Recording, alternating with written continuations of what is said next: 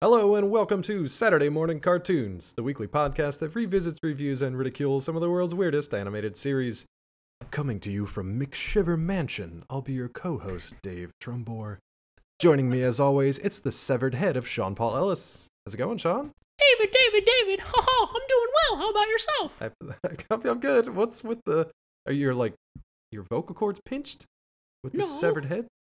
You okay? No. Are you in South Park right now?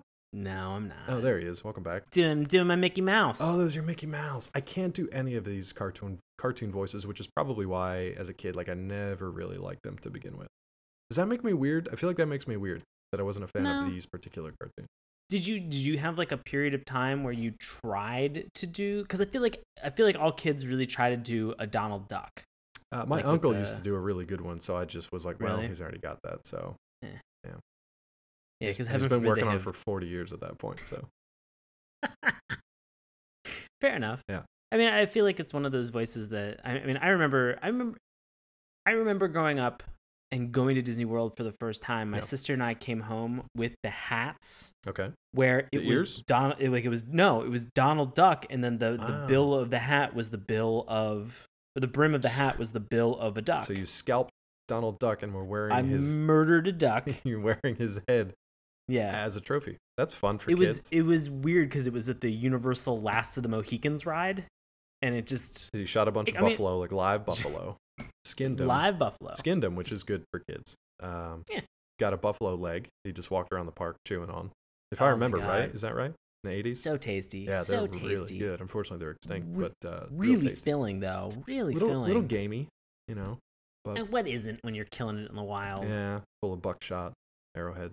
But yeah, good stuff. I mean, if we're not processing poultry, you're gonna be like, oh, this chicken is gamey. Be like, yeah, well, settle down. You just got protein, so shut up. Yeah, shut up and eat your wild chicken leg. The problem with this is that I feel like people are going to say, I feel like when people are eating something, they're hungry, and so they're prone to sort of being agitated and bitchy, and then they eat something, and 3 seconds after, they're just like, well, I'm just really glad I had that. I just wanted to get my opinion across, but I mean, it's neither here nor there. They're hangry. It's a Snickers effect. The Snickers effect. Man, I'm hangry all the time. Yeah, I eat a lot, so it's probably best to just keep me fed. Then I'm pretty docile. Yeah. But let's get back to you scalping Donald Duck. What's going on with that again? No, but it was I loved Donald Duck. You love the Donald? Did I just hear you correctly? I love Donald Duck. Okay, that's better. I love Donald Duck, and so I had the hat. I remember when I met him at the park, I had him sign my little autograph book when I was 7 or 8 years old.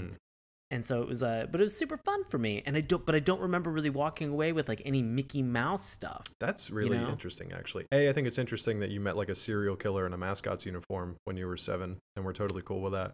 And B, that you also were a Donald Duck fan, not the Mickey Mouse so much. Yeah, it was weird. If there was anything, I think I like Goofy, because he made no sense anatomically in any world. Didn't make any sense. Let's be very clear. Goofy's a dog, right? He's a dog, but he wears pants, which is more than I can say for most of the cartoons. He is really hard to look at. You think he's hard to look at? It looks like a dog that's had its its snout smashed in, and has what dog has buck teeth? Well, this one, I guess. But he and I get the ears. The ears are fun. They're kind of dopey looking. But then he's got this nubbin on the back of his head. He does. I think he was actually rescued from a fighting ring when he was a pup. Michael Vick pup? Yeah, and they took him and they taught him how to walk on 2 legs, and they dressed him, but he's got some... And then they made him time travel all the way back to 1930s. 1930s, yep. They put him in overalls.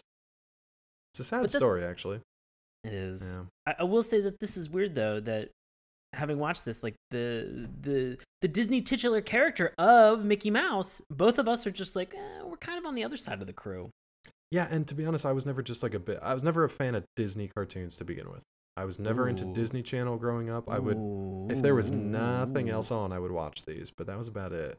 These are strong words. Peg Leg Pete a little bit in the early days, but no, I was always a Looney Tunes and Merry Melodies. I'd watch them for hours. I'm just not a big fan of the old Disney cartoons. Okay. Until we got to the 80s, 90s with Chip and Dale Rescue Rangers. I never liked Chip and Dale. I never liked the original Chip and Dale cartoon. Okay. I liked Rescue But Rangers. you did like Chip and Dale, like the male strip club. Oh yeah, I love it. Ever since I was a kid.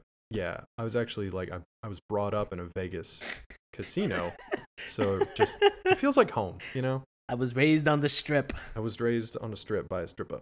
Sorry, Mom. Please don't listen to the show.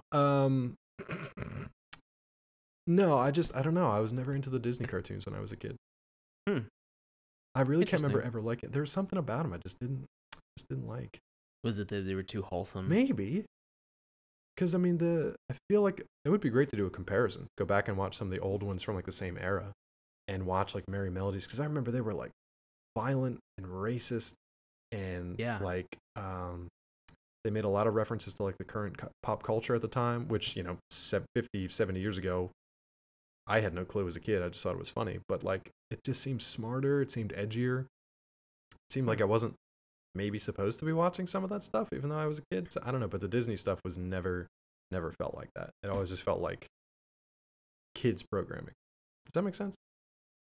It does, but I'm also going to disagree with you because I think from what we watched tonight, to bring it back around, I think from what we watched tonight, there are a lot of moments where things are bizarrely violent and don't feel or don't necessarily have that wholesome Disney vibe that I thought that we were going with. Yeah.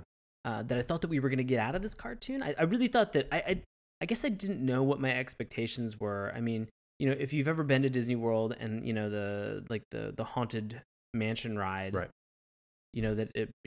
I feel like you have to go on if you're there. Like going on that ride, you're kind of given this glimpse into all of these ghosts that are just existing and having fun and taking off, and it's not really frightening. It's more just sort of you're in awe because of the technology that was being used at that time when it opened. Plus you're probably seeing it when you're younger, right? And things are just more magical, sure. At that age, and so I didn't really know what to expect other than I thought, oh, like it can't be too violent, like there can't be too much violence in this, but man, in 8 minutes we managed to pack a good amount of stuff in this. They had a good arsenal they brought with them, and we'll get to that because that was one of my favorite things to just like pause and look and be like, what all do they have? But we'll get into it. What is going on? We're getting a little ahead of ourselves, so let's talk about the brief history of this particular cartoon show tonight. So we watched tonight is Mickey Mouse Lonesome Ghosts. Lonesome Ghosts is a Disney animated cartoon released through RKO Radio Pictures on December 24th, 1937. Merry Christmas. Yep. And it's notable because this was 3 days after Snow White and the Seven Dwarves had opened. Man, I think that's funny. I didn't even pay attention to that in the notes. It's Christmas Eve. It's a really odd, this is a very odd cartoon to debut on Christmas Eve. It's got nothing to do with Christmas or holidays or anything. I'm going to disagree with you on two fronts with that. Okay. One, sort of the setting that we have with this, like the season that this cartoon takes place is the winter. True. It is. They are in the snow for apparently no reason. And two, I don't think it was a mistake because a lot of, I mean, I don't know. Did you ever do this like growing up? Like I have a lot of friends and I used to do this every once in a while. Like I'd go to the movie theaters like on New Year, or like on Christmas Eve or Christmas Day. Yeah. That's like a big Hollywood day for people to release films. I spent 6 hours in a double feature on Christmas Day when I was living out in LA because I was by myself and I had nothing else to do and family was 3,000 miles away. What the hell was it? What was that? Les Miserables and the Quentin Tarantino movie was. They were both like 3 hours long. That was a rough Christmas. Django? Was it? Was it the same year? Oh, I think it must have been because that was the last one. Yeah, because it wasn't Inglourious Bastards. That would have been terrible. No, I think it was Django. So yeah, Django and Les Miserables was a hell of a Christmas. Yikes. Oh boy. But yeah, no, I did that. I just meant like thematically, it didn't feel like a Christmas Eve cartoon. Much like Django Unchained, it did not feel like the spirit of Christmas had reached this particular cartoon that we watched. No. But if you're wondering what it is actually about, I'm about to tell you. So this short featured Mickey Mouse, Donald Duck, before he was scalped by a child like Sean, and Goofy, who was not Goofy the dog for some reason, he's just Goofy, as members of the Ajax Ghost Exterminators. That's pretty much all you need to know. They're ghost exterminators. They come and try to exterminate some ghosts. Right. And that's really it. That's all you need for a setup, because this is like an 8.5-minute cartoon. Shortest cartoon we've ever watched on this show. With good reason. Oh, We're tired. we're tired. We're so tired. Guys, we're really Guys, we're burning the candle on both ends. we really are. Over here. And it's a black candle. And it's for human sacrifices. What? What? It's Halloween. fuck? It's spooky. Oh my god. No, not into the. Can you just imagine, like, Yeah. if there just is like a Yankee Candle scent that's just like just human demonic possession, human sacrifice, exorcism candles? You light it and it just bubbles the wax up and You it just- overflows over top. It just releases the spirit of a gypsy into the world. A gypsy. Yeah, I just watched The Not Wolfman like the a- other day, so kind of. Oh, I was gonna say not like a demon or like some type No, of they're like different. devil Different itself. scents, different souls, different spirits. Yeah, we should open up a okay. demonic Yankee candle shop, just you and me. That'd be great. Ooh, Yeah. feel like that would be cool for like the 5 people who want to buy demonic candles. Welcome to this segment of Sean and Dave's failed business ventures. Littered with them. So, okay, normally at this point in the show, we jump into like the theme song, but there's not really one. Do you want to talk about it though? Because it's There's just kind like of a theme that song. kind of There is. Now, is- are you there's a- gonna get into like the themey kind of music of the episode, or like the intro bump title just the card thing? intro. Okay, go ahead. I enjoyed. So obviously we mentioned 1937 is when this came out. We ended up finding and watching this cartoon on YouTube, Right. Surprise. which means that surprise. And so over the series of time from 1937 to 2000 or to 2016 on YouTube, obviously there have been some dubs, there have been some recordings. You know, we're not watching like the original version that anybody watched. And so I think the thing that was so much fun about this was that it kind of had like the beginning whenever you put in a VHS tape. Yes. And it like the tracking is trying to figure out like what's going on. And so there's sort of like that sour note. The sound isn't 100% what you would, it's not, there's no like THX coming up and like booming in your ear. This was, it was sort of sour. It felt like a live recording that they hadn't like mic tested anybody yet or sound checked them. Right. And we're just kind of like, well, all right, let's get the levels. And they just kind of whammied into it. Yeah. But it has like this beautiful kind of orchestral opening to it that was really fun, that just, you know, it sounded kind of a little just slightly off. And I don't know what it was, but I think for being able to show its age, I kind of appreciated that. I kind of found that to be warmly nostalgic for me, to hear kind of that off note of what was going on. I think that's what they intended back in 1937 when they originally uploaded it to whatever was the YouTube of their time. And they were like, you know what? When YouTube is finally like catches on in like 70, 80 years, like people are really going to appreciate that we had the foresight to make it all wonky sounding like this. No, it was cool. It was a neat kind of sound. And then it blended right into the spooky theme for the rest of the episode. Right. It did kind of have like this spooky haunted house vibe. And I really think that did reflect a lot of the horror movies at the time. Right. Like Dracula had come out in 1931. That was the first movie to use kind of like the castle and the thunderstorm and the thunder effects and all that stuff. And there was a lot of classical music that was used in a new way for those movies. Like the toccata and fugue in D minor, I think, is like the one that opens up Dracula. So if you can like picture like hear Dracula's theme, it was actually like 100 years or so before that. It was just classical music, like.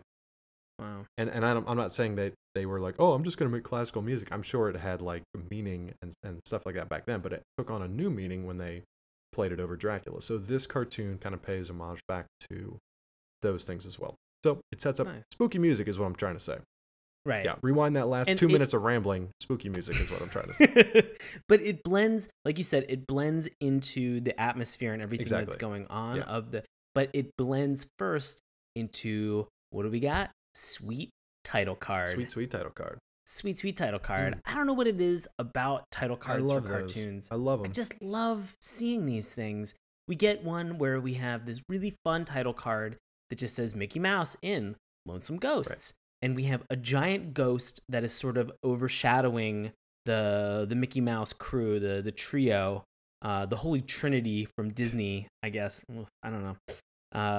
Of everybody kind of standing in the corner, looking as if they're venturing in to investigate ghosts. And I so seeing that, I don't know what it is. It feels like information that if you're like us, where you're seeking out the cartoon, you already know what the title is. Right. You don't really give a shit, you know? Like, there's no reason for you to have it there. That's redundant information at that point. You know, for all of these cartoons that we watch, seeing the episode or this title card is just redundant. There's no reason that we should have now, it. but not in 1937 when they were like, well, let me type in my database on the intranets and see where this cartoon is. I know, but I'm saying present day, obviously they didn't have that, but present day, we know what we're seeking these things out. Like, we know what it is, but there's something so fun and so just rewarding about that title card as just to set the tone and to just kind of allow you to fall. Like, I know what I'm watching now. I can relax and just get into it. I think part of it is the nostalgia for us because we did grow up watching these, so it was kind of like the precedent for that. And I think part of it is also Warner Brothers like did a great job with them. Yeah, they did a great job. I love those. I love watching those. And another part of it is like just like a little, like a snapshot of artwork that's slightly different from the rest of the cartoon you're about to see. So it was like whoever was the animator or the artist for that particular one, even if they weren't necessarily animating any of the scenes, they got to do that little snapshot of like their own little, like a portrait, a snapshot of what this cartoon was going to be about. And I love that. I loved it for like the Ren and Stimpy ones when they did that. Oh my God, yeah. We talked about that on a previous episode, and it doesn't seem like they do that anymore. Like a lot of these shows, they just dive right into it and they'll start the animation and then they'll just stamp whatever the title is across the bottom of the screen, and it's there for half a second. And you're like, all right, I guess that's cool. Let's move on, you know? Yeah. So I don't know, but I do appreciate a title card. So if you're gonna make any new cartoons out there, take a half second for a title card up. People love it. I think it's cool. So we roll right from title card into this show. Right. I don't think we need to talk about characters, do we? Mickey, Donald, and Goofy. Pretty much it. Yeah. If you guys don't know them, who they are. you know, you got a lot of work to do. Go back and watch any Disney cartoon in the last 100 years. But what was interesting was we didn't get any names for these ghosts. So we have a quartet of ghosts that shows up soon, and we didn't. Right. You know, none of them have name. They're just nameless, faceless ghosts, which is fine. So we open on a wintry scene. We have a house that's in pretty much the middle of nowhere, middle of a field somewhere, snowy field. Right, and there is a storm a brewing. Yeah, and it just kind of guides us into the house, into like this kind of dark, poorly lit interior, just abandoned. You know, you can tell it hasn't been occupied in a long time. And there's no upkeep. You see kind of just all the drab, like ripped curtains and stuff like that. It's like floorboards, furniture is all draped and covered. Yeah, right. And then it kind of centers in and focuses right on this armchair and an ottoman that's in front of a fireplace. And like in the opening cozy line, right? And it's kind of a, you know, if there was a fire and like people living and in not here, like 6 inches of dust, yeah, it'd be great. Like it would seem like a rather lively and welcoming scenario, like situation that you would be like, oh, I want to have like some cookies and some eggnog, and I want to because it's Christmas cheer. Eve, yeah. What a you know. But instead, we're greeted with what was like the weirdest sounding possible yawn. Well, that's the thing. At first, it sounds like a wail and like a scream, and then it resolves into a yawn, which I thought was really cool. It sounded like. You just made me yawn a little bit, and it helps. And you can see like the ghost that made that sound, kind of like stretching and yawning, and just like kicking back on the easy chair. So we were like, okay, I was scared for a second, but now I'm good again. It's just a tired ghost. He's not super unfriendly, is he? No, he's not unfriendly. He's just bored. I think the challenge, or like the fun thing with this, is that however they were doing or however they were recording the voice acting in this time, like it sounded almost like it was coming from inside of a tin can. And I don't know how much of that was like the redubs and the reworks over the years, and how much of that was just like the original recording. Right. It's hard to tell. Yeah. But you get some challenging voice acting to hear. Yes. Because I replayed a bunch of these scenes. Oh God. I was just like, what did you say? Like, especially with Donald Duck, but I mean that's just how he talks. Right. How he squawks. So. But you know, for these first couple lines that you have that you're introduced to these ghosts, you know, I love the fact that they get into it right after this yawn with the guy just going, "We don't have no fun no more." Just like playing like, solitaire. What? One dude's fishing for nothing, for no reason. And there's 4 of them, and they all kind of look the same. We don't really get any sense of a personality or names or anything with them. So we just know that they're ghosts and they're bored. Right. And the only slight difference is maybe height. Or like a bow tie or a differently colored tie or something. I don't even notice, but they all look pretty much the same. Yeah. But guess what? What? They are really, really good at scaring people away. They're so good, in fact, that they don't have anybody left to scare, and that's why they're so bored. Guys, do you imagine this? They are too fucking good at being dead. They're so good at ghosts. They are so good at being dead right now. So they there's are hope for the me best yet. Ghosts. What? There's hope for me yet. You can be the best. I can be the best at something. This is an inspiring cartoon. And this just took a depressing turn. Well, we are talking about 4 dead folks that are bored because they've scared everybody away. So I love, though, that they have that old school phone on the wall. Granted, it was 1937. That was probably the cutting edge phone at the time. But I love that they had that on. I love those old phones for whatever reason. Now I'm talking the old go ahead. microphone and receiver one where you would it's 2 separate pieces and you would stand next. Could you imagine this day and age having a phone? Well, you can probably buy connections like that for your phone because hipsters, 1930s hipsters. because of hipsters. Because of hipsters. You can buy like the old, like the 80s coiled like thing a with the phone? handle. Yeah, or just at least the cord with the handle that goes to an actual phone, and then just like plug it into your regular phone because people are terrible. Get those sweet twisted and curled RJ45 cables. Yeah, like the pigtails or whatever. Going through. But no, I like the old school phone. It was pretty cool. I don't know if I received this call, if I would have A, believed it, or B, rushed out there to help.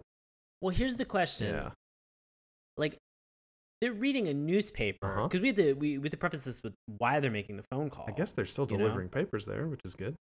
I mean, yeah, or they went out in the night, haunted a 7-Eleven, and then picked up a paper. Which asks a question like, can they leave? I mean, we can answer that at the end. I think we can answer that. Fair, pretty definitively. Yeah. Yeah. So the interesting thing is that these ghosts are reading a newspaper, and as they're lamenting about how and patting themselves on their ghostly backs about how good they are at scaring people, they find a giant ad that says, "Notice, we exterminate all kinds of ghosts. Night service." Night and day. Night service. Yep.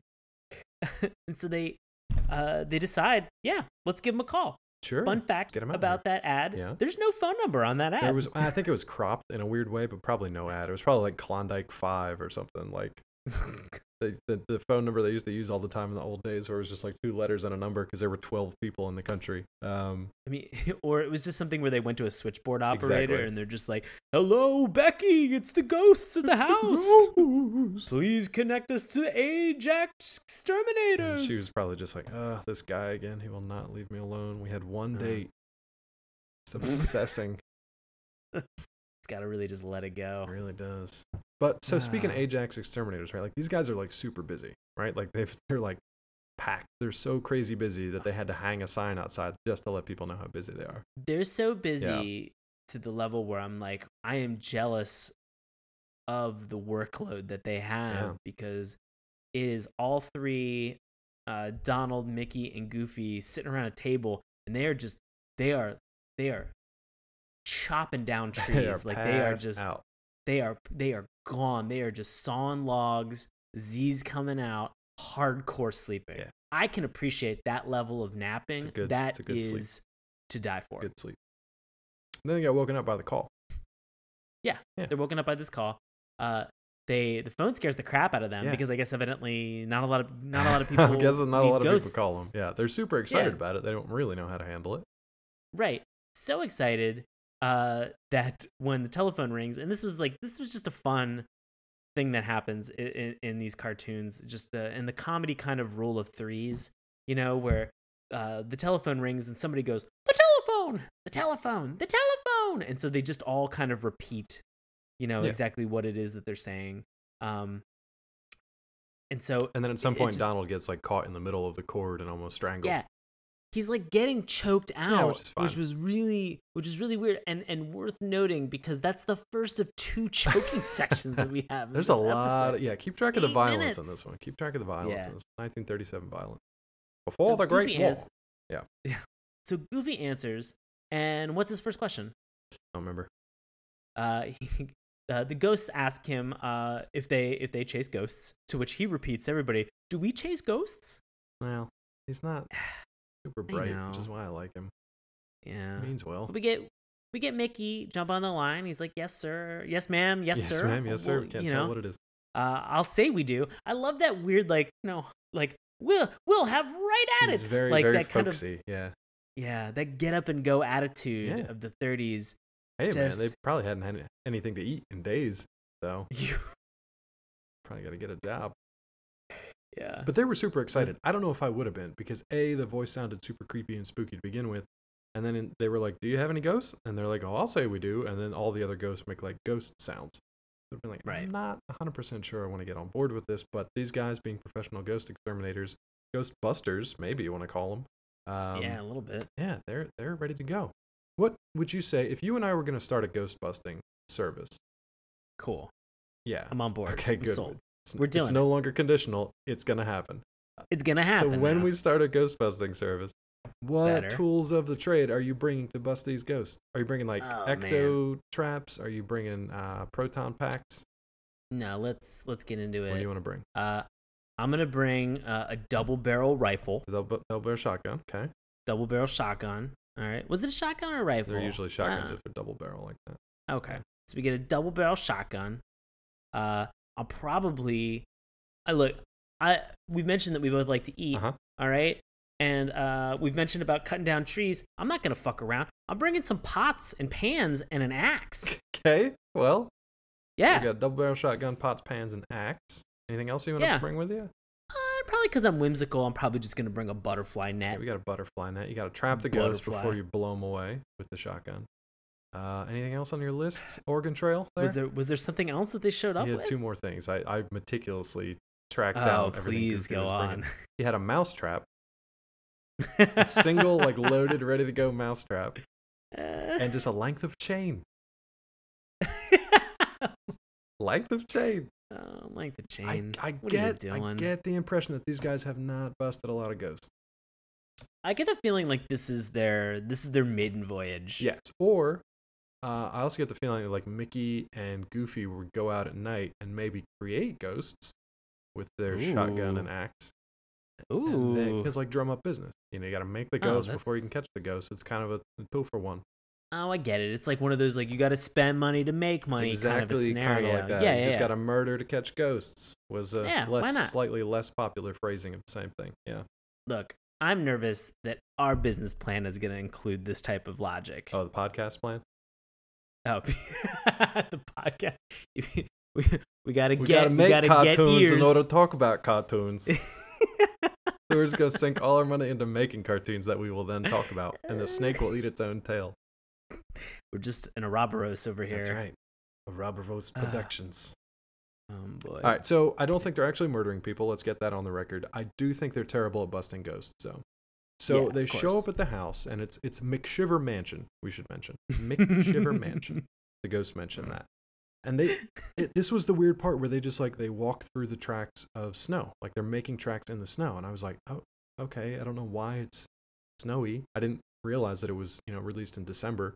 I guess they wanted to go for realism and just be like, it's December 24th. Of course there's snow on the ground while this mouse, dog, and duck are hunting ghosts. Let's keep it real here.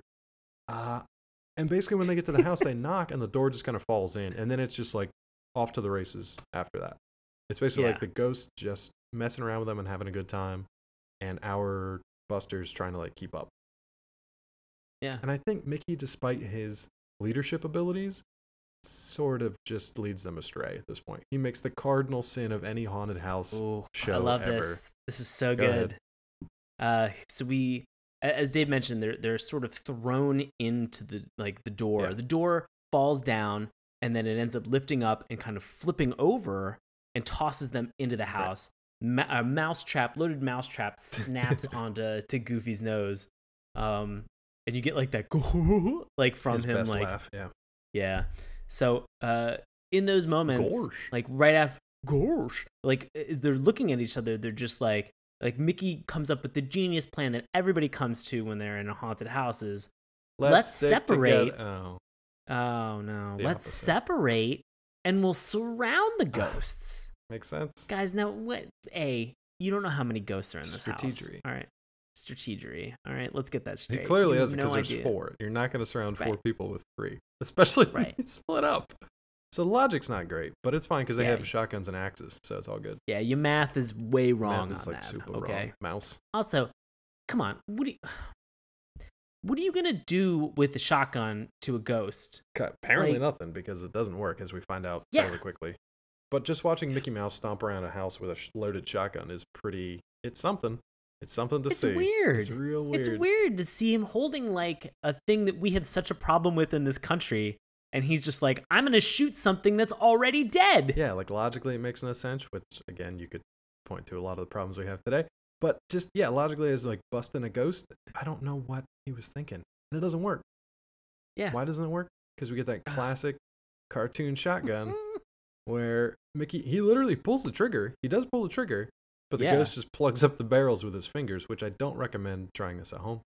He plugs the never do barrels that. with his fingers, and then the shotgun like just kind of droops, like goes flaccid, and then that's it. You never see it again. Done. Yeah. It's done. I do like that in the moments right before him pulling the trigger, you get that like iconic where the ghost kind of wraps very quickly on his head, like on his skull to get his attention. And it's that sound of like knocking a coconut. It's that Yeah, the foley hollow. of like, of just like hitting a coconut with your hand. I love There that. were a lot of those kind of things. Like the ghosts are like super restless and like coked out, and they're just kind of flying around the entire time, and always Yeah. like beating on them and moving around and stuff. And our busters can like barely keep up with anything. So we get like Mickey, he's going through and I bring this up only because like the whole Mickey moment that we get where he's chasing these ghosts ends up with him getting completely washed out for some reason. Yeah, what was that They're about? able to all that Yeah, water. I don't know. They have this water that pours out of a door, and like they come out in boats and surfboards and Like stuff a like little, that. and they do they're- like a weird like military march, and they're like playing at the fife and drum, Right. and then they disappear in a closet, and they come out in like a wave of water. It was Yeah. the second time that they did. Well, the first of 2 times that they did like a water trick, and I was just like, I Exactly. don't quite get. Did they drown? Is that how they died? And now they have water Yeah. powers. I guess that's cool. Also, morbid. I mean, in my brain, because we had the one guy who was fishing yeah. at the very beginning, I thought it was 4 friends that made. This is the story that I wrote in my brain. Okay, go. 4 friends that went ice fishing. Ice was a little too thin. They all drowned and they all froze and drowned. Yikes! One guy was playing cards Like- at the time. Another guy was taking a Yeah. nap, and they're all dead. They somehow And end up they back in ended the up- house. That's messed up. Well, my assumption Yeah. is that there's a pond that's very close to the Ooh, house. maybe it was. That wouldn't make any sense. McShiver's Pond. McShiver's Pond. Oh make God, you it's called stay McShiver's away. because they all died by freezing to death in the icy water. Yeah. Oh my This God. cartoon's fucked up. Oh no. This is really sad all of a sudden. I didn't know what I was saying, and then I said it, and it made sense. I'm uncomfortable now. We figured that out. We figured it out based on a true story. Jesus. Soon to be a Netflix documentary. Mm. Was Mickey guilty or wasn't he? All right. So Guilty. yeah, guilty. We got Mickey. Mickey's been like washed out at this point, right? Right. So what's Donald We up get- to? Donald's next in the Donald- sequence. Yeah. Donald is having stuff, and I don't know if this is like a ghost tactic. So if you're a ghost out there, let us know. Yeah, let us know. Write us an If, email. Please don't come to yeah. our house. Yeah, do not. Visit Sean in I his don't- dreams. Let him know. Stop it. Damn it. Give me an insidious moment. Do ghosts just think that it's something where you can just drop random stuff? Like you could break dishes, or you can drop Yeah, like the poltergeist. giant chains that I brought Yeah. in. Like I don't know. If you drop plates in front of me, that's not gonna frustrate me. That's just gonna encourage me to go buy new plates at Target. And for me, Like plastic that's ones. that's a delightful afternoon. Oh, nice. Okay. Yeah, I'm on board with that. You say I thank don't you to see the that problem. ghost. I'd be like, thank you, ghost. Feel free to drop all these plates. Yeah, there was a matching set, so feel free to destroy the rest of them. Also, glassware, have at it. I'd like to get some new ones. Silverware, bend them. I don't care. But so the biggest thing that I had that I just love that you need a bunch of ghosts to come in and fuck up your joint to like go out and get new dishes. I love the excuse.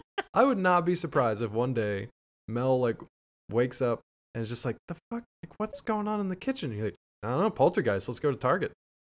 It's very bizarre because what I like to do is drop a lot of crap in the kitchen Okay. and break Okay. things, and then when people come over and they're like, "What happened?" I'd be like, "Well, I don't know, ghosts." Mm-hmm. And let's all go to Target together. And that's how I get people to go out shopping with Makes me. sense. Is I tell them that I'm haunted, and they're just like, "We shouldn't leave you alone." I'm No. like, "Clearly you shouldn't. I'm not in a good state. You know what would help me get in a better state? Target run." Matching set of dishware. I'm down to like odd numbers of all my dishes and bowls. Oh, jeez. Yeah, because I've like Yeah, dropped one it and broke it and don't want to get one, so it's just like I 3 thought bowls you were and just like gonna be 5 plates.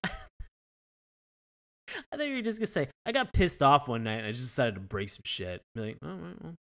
Yeah, but when you're down to like only 3 bowls, you really got to be frustrated to break that third bowl. Be down with 2.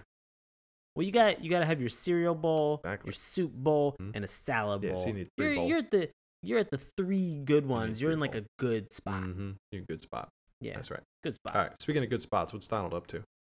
He's getting spanked. He's not in a great spot. He's getting spanked. He's more or less though. stuck in a dresser for most of the sequence. But no, are you talking about Goofy? No. Well, they both are. But like Donald was thrown into a dresser and then he popped out the drawer that came out. And then he gets wailed on. Oh, yeah. Then he gets wailed on. He's really getting his butt Was it a spanked. 2x4 or was it like a It was weird... a 2x4. Okay, yeah. He's getting spanked with a 2x4, and let's I be will honest, say this seems into it. He does seem into it because he kind of turned around and was like throwing that fanny out in the other direction too. Ooh, yeah. And for our British listeners, fanny means something different here than it does in your country. It totally does. Yeah, it totally does. That'd be weird if he was getting... Anyway.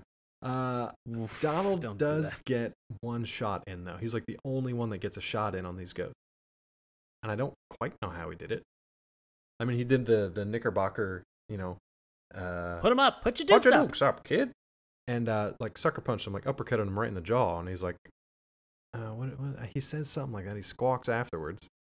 Yeah. And then he just kind of Donald squawked. That was... Yeah, I can't do it. But he just makes that weird Yeah. noise that isn't anything. And then he just gets sprayed with water.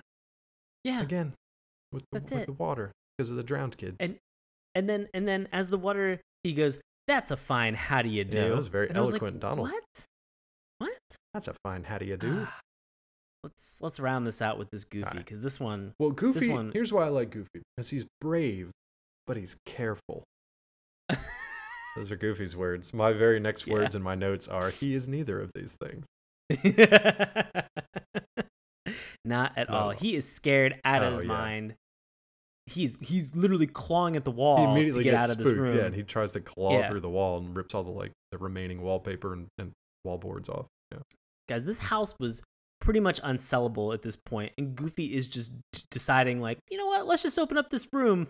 Really help the feng shui. He's like by just he's like the more violent property brother that just takes a sledgehammer to everything.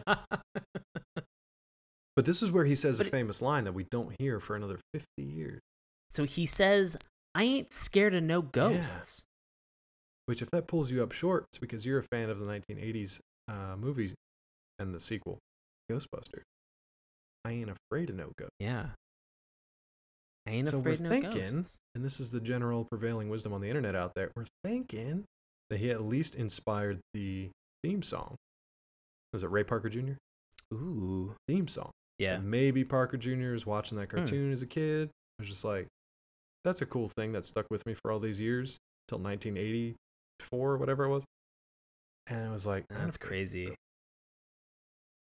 So these guys were the original Ghostbusters, so, and we're terrible at their jobs.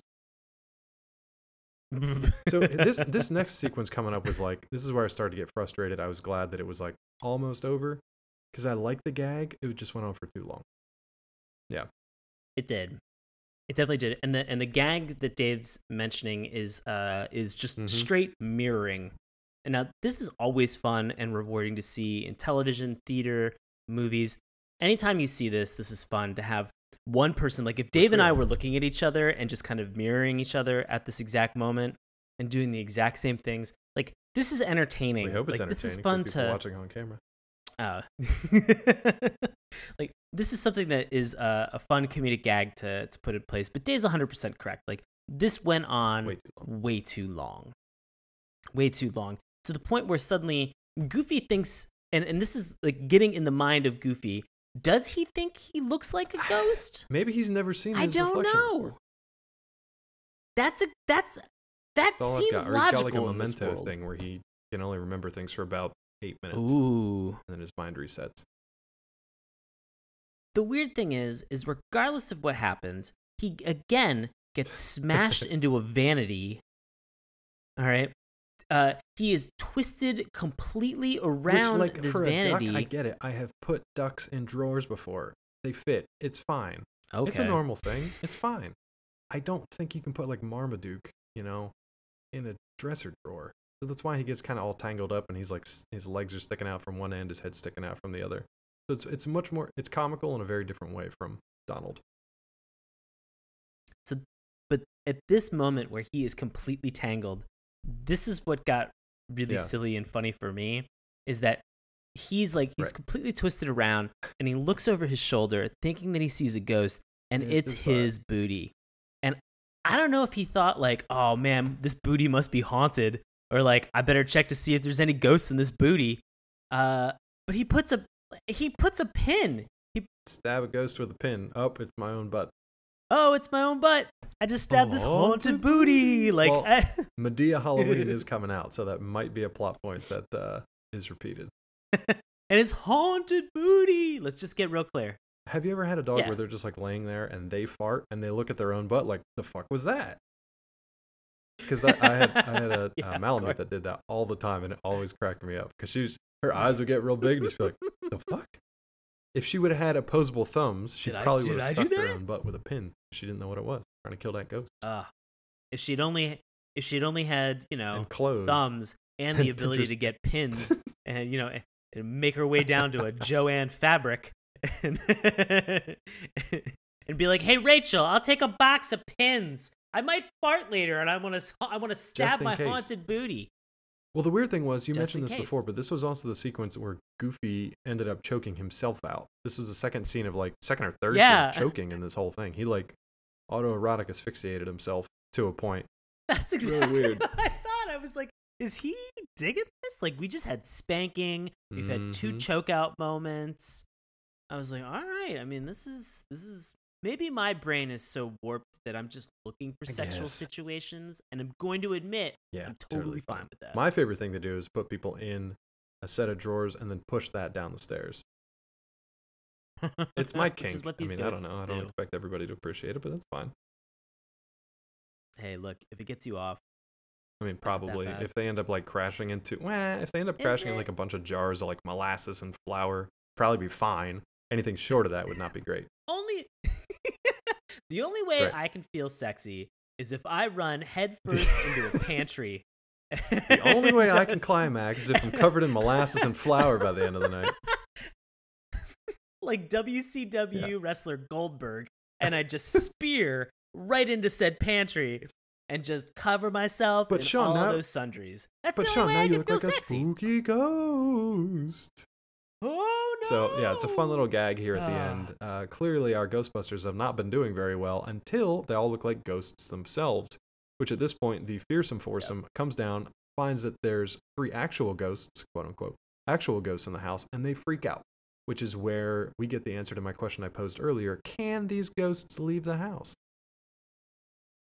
So this obviously is what we posited at the beginning. You see these ghosts break out of the house, but you don't actually see them leave. Don't you see their footprints in the snow? You see footprints in the snow, but I don't see the actual ghosts. So this could have been like a walking on the sand type of situation where there were 2 sets of footprints. But this time there were 4. And then there was 1. Yeah, there were 4.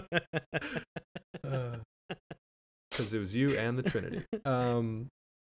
So I don't know, man. If they died on a lake, I wonder if they're trapped in the house. If they're not trapped in the house, why couldn't they just go out and scare people in town? Why do you have to call people in? I don't know. Unless they're not corporeal outside the house. Maybe they can only mess with stuff inside the house. You mean maybe they can only come into a physical state of existence within their the own house. confines? If they poltergeist, then they can mess with people in the house, but outside they're just more ethereal spirit. I'm thinking it's probably how the afterlife works. Not 100% sure, but I'm based on this cartoon, pretty damn sure.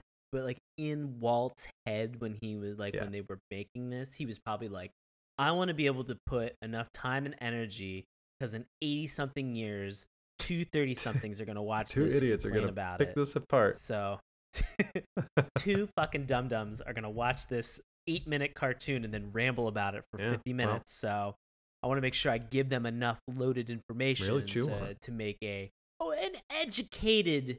really educated summary of what's actually going on. Yeah, we've turned an 8-minute cartoon into a 50-minute summary, so we've done our due diligence.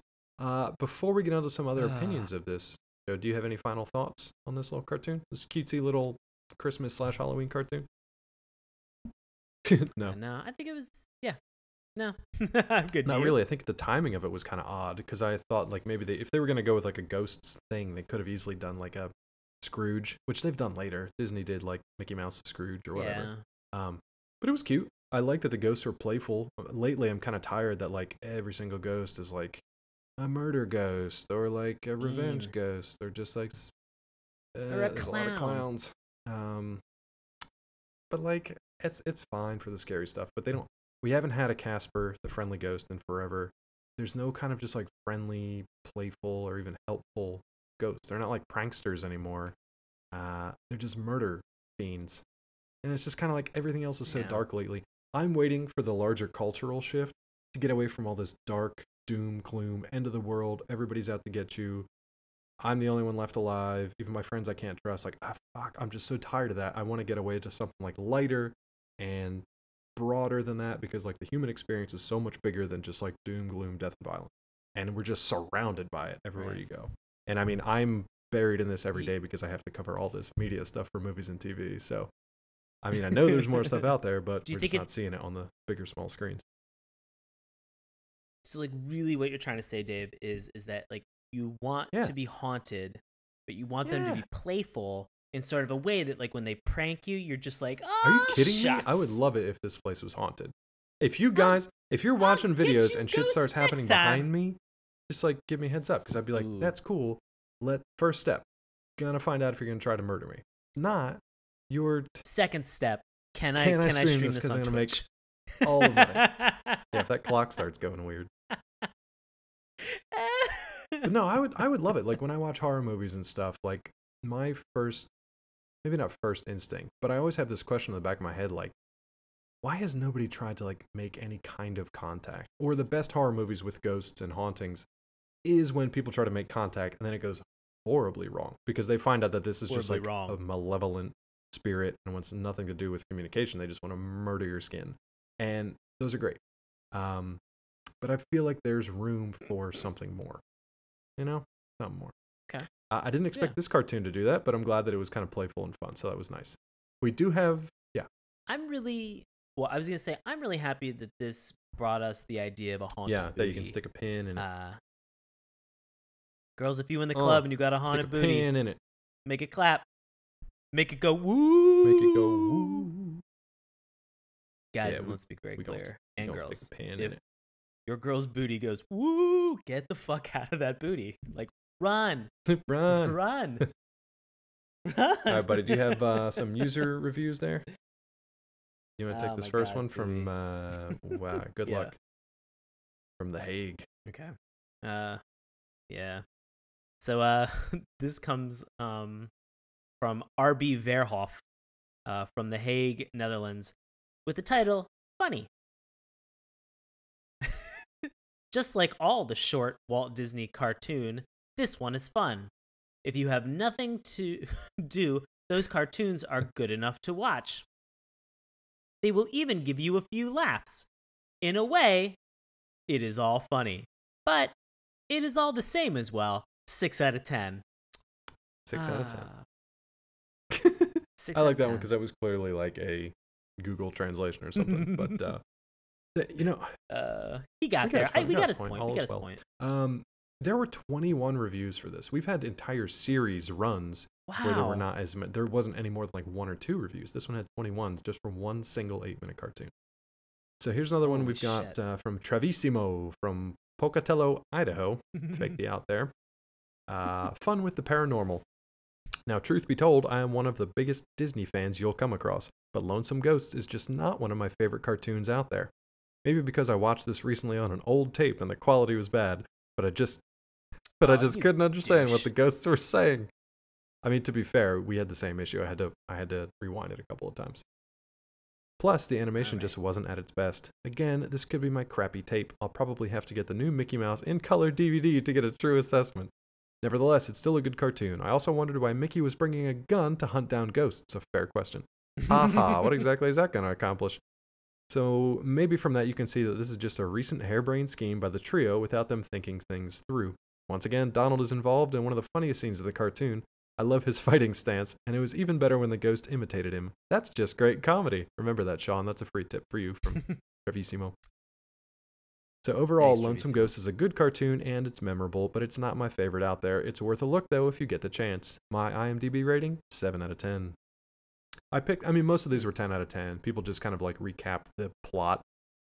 Didn't say why they liked the thing or not, but like most people were just like over the moon about this when they loved it. So, would you recommend people check this out? And if not, does it get the dip? Okay. Definitely doesn't get the dip. Yeah, I would check it out. This is 8 minutes. Watch it while you're very pooping. Short, sweet.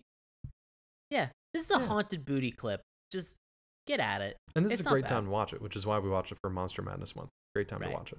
I would agree. Yeah, check it out. Even as not like a big Disney fan, this was fun to watch. A rare example of like playful, fun ghosts. A rare example of Mickey with a shotgun wandering around. But just like this trio is just like it's cool to see them all together like 80 years ago. It's neat to kind of see that. And I also just came off of like a marathon movie watching session of like a bunch of old like pre-1950 horror films and stuff. So it was kind of cool to be like feel like I was in that setting, in that era, and then watch this cartoon because it kind of jibed with everything that I had been watching regardless. So it was kind of neat to watch that. Just it gives you an idea of the time period, but it's also kind of timeless because aside from the phone in the old house, there's not really too much that is an anachronism. Yeah, dates it. The only thing, maybe Donald Duck at the end. What does he say at the end? When the ghosts run away, did you catch it? I'm trying to remember if I had to listen to it a couple times, and then I verified it. He says, "So you can't take it, you big sissies," but he said it in like his squawky voice, so it just came out as a bunch of. Couldn't understand a word he was saying, and that was it. How they end the episode. Oh god! And that's how we're gonna end this segment of the episode with our discussion. But before we move on to things that Sean and I are up to in the next couple of weeks, we've got our question of the week. So last one, since we were talking about movie monsters, our question of the week was, what's your favorite movie monster and why? We got a pretty quick response from Christian Chapa out there on Twitter, @Rocketman. He says, actually, do you want to read this, Sean? Yeah. Sure. It says, Frankenstein's monster was his favorite since he never asked to be brought back to life and is so misunderstood by society. I love that answer because it's not what I expected at all. It's the best. It's not what I expected from you. Succinct. Christian, you nailed this one. It's great. I mean, I totally agree with him too. It's one of the more like sympathetic monsters that are out there. That was one of the fun things with going back and watching these shows, that it was just fun to watch them because some of them had a little more of a layer, a little more complexity to them than you would think. Some definitely did not, but some of them, like Frankenstein's monster, did. So great call, Christian. I agree. Nicely done. All right, buddy. What are you up to for the next couple of weeks? Do you want to let the listeners out there know about? Oh, man. I'm performing with Washington Improv Theater for a show called POTUS. You can find out more in tickets, witdc.org. Comedy Improv Festival in November. Districtimprov.org. You can find me, SeanPaulEllis.org. No, you not can't. yet. That's not yet. It's website. not until we start that org. Not yet. .co. Not yet, son. But you can find me on the Instagrams and the Twitters. I'm at Sean Paul Ellis. He literally just dropped the mic and walked out of the room. Mic drop. So I'm left by myself. So I'll tell you what I'm up to. Since it's October here, we've got a lot of horror content on the various sites that I work for, like Collider.com, Nerdist.com, and DaveTrumbore.com. I don't work for that last one. I am him, but you can still go over there and check it out. I will hopefully have some new fiction content for you guys to check out soon. Some spooky stuff, some little sci-fi, little horror, little fun stuff. So you can check that out.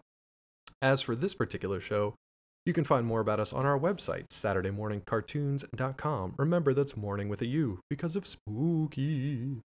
You can also find us on Twitter at Morning Tunes. Check out Sean's handiwork on our Instagram page. You guys have been fantastic on Facebook. We love the conversations that we have going and the likes and the shares and everything. So please keep it up. Let us know if you like the stuff, like question of the week, artist of the week. We had a great one from DeviantArt.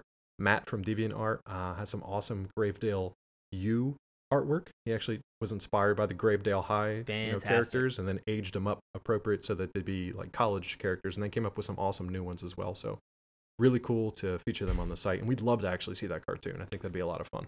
Rick Moranis or not, whatever. We also have our YouTube account where you can watch these videos of our podcast each and every week. You can also listen to the free audio version each and every week through iTunes, Stitcher, or Google Play. We would appreciate a rate and review through every single one of those social media places that we mentioned. It really does help our statistics quite a bit. If you have a suggestion or a comment, feel free to email us SaturdayMorningCartoon@gmail.com. That's going to do it for this episode. Next week on Monster Madness Month, another playful, friendly ghost, I guess you could say. Let's see how your desire to have a friendly, more playful ghost holds up after we get into Casper, the friendly ghost. I like the movie. I like them. I love with Christina Ricci. Who doesn't? Guys, this is quickly turning into a podcast about Christina Ricci. I can feel it. Hour for the next hour. Sean's stuck. That was great. I just watched it again last year around this time, and it holds up pretty well. It's a little goofy at times. Bill Pullman's fun. I remember being super upset in school because every girl I knew had a crush on Devon Sawa. I was super jealous about that. So it is Christina Ricci hour at this point. Casper the Friendly Ghost won't be watching the movie next week. We'll be watching a cartoon because this is Saturday Morning Cartoons. Thanks for listening. We'll see you next time. Hey, everybody. Thanks a lot for listening to Saturday Morning Cartoons. Now, if you'll excuse me, I have to transform and roll out.